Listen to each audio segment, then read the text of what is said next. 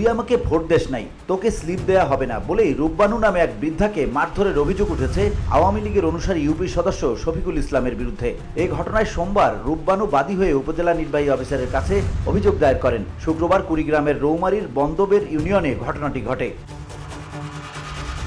অভিযোগের বিষয়টি নিশ্চিত করেছেন রৌমারী উপজেলা নির্বাহী কর্মকর্তা উজ্জ্বল কুমার হালদার। তিনি বিষয়টি আমলে নিয়ে প্রয়োজনীয় ব্যবস্থা গ্রহণের জন্য রৌমারী থানার ওসিকে নির্দেশ দেন। স্থানীয় ও অভিযোগ সূত্রে জানা যায়, পবিত্র ঈদ উল ফিতর উপলক্ষে অসহায় পরিবারের মাঝে ভিজিএফ কর্মসূচির আওতায় রৌমারী উপজেলা বন্দরবের ইউনিয়নের জন্য ৭,৮০০টি কার্ড বরাদ্দ করা হয়। প্রতি কার্ডের বিপরীতে 10 কেজি করে চাল বিতরণ করার কথা। এই খবরে বিধবা রূপবানু স্লিপের জন্য বন্দরবের ইউনিয়নের 5 নং ওয়ার্ডের ইউপি সদস্য শফিকুল ইসলামের বাড়িতে যান।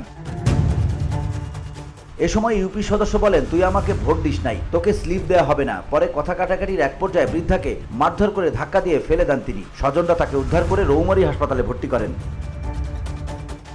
ইউপি সদস্য শফিকুল ইসলাম বলেন, স্লিপ দিতে একটু দেরি হওয়ায় সে আমার বাড়িতে আমাকে অকথ্য ভাষায় গালিগালাজ করে, তাই আমি তাকে বাড়ি থেকে হাত ধরে একটু সরিয়ে দিয়েছি। তাকে কোনো মারধর করা হয়নি।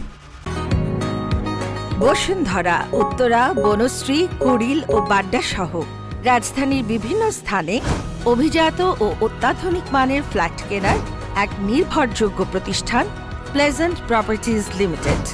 তাই আপনার স্বপ্নের আবাসনের জন্য আজই যোগাযোগ করুন। Pleasant properties limited, where destiny matures eventually.